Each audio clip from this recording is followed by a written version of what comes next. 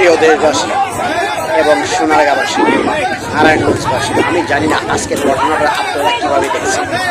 আমি যে video footage রয়েছে, ভিডিও ফুটেজে প্রত্যক্ষ করছি যে আজকে যে ঘটনাটা ঘটেছে নারায়ণগঞ্জ জেলায় ইসলামী ছাত্র শিবিরের নারায়ণগঞ্জ শাখার সাবেক সভাপতি গোলাম সরোয়ার সায়েদ ভাইয়ের উপর যে হামলা করা হয়েছে, সেখানে সরাসরি প্রত্যক্ষভাবে জড়িত ছিলেন স্বেচ্ছাসেবক দলের আহ্বায়ক সাখাওয়াত ইসলাম রানা।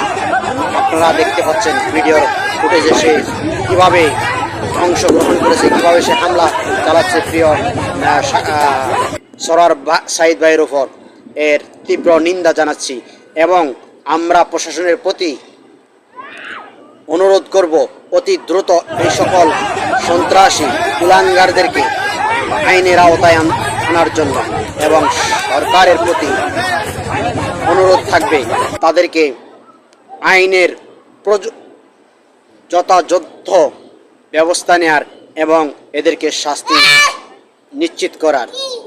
এরা সমাজে উশৃঙ্খল সৃষ্টি করে, এরা ভালো মানুষদেরকে, এরা যারা সমাজে উপকার করে, সামাজিক কাজ করে, তাদের ক্ষতি করার জন্য এরা ন্যস্ত হয়ে পড়েছে। এরা রাজনৈতিক প্রতিহিংসার কারণে এরা ইসলামী ছাত্র শিবিরের ভাইয়ের ওপর হামলা করেছে। এর তীব্র নিন্দা জানাচ্ছি।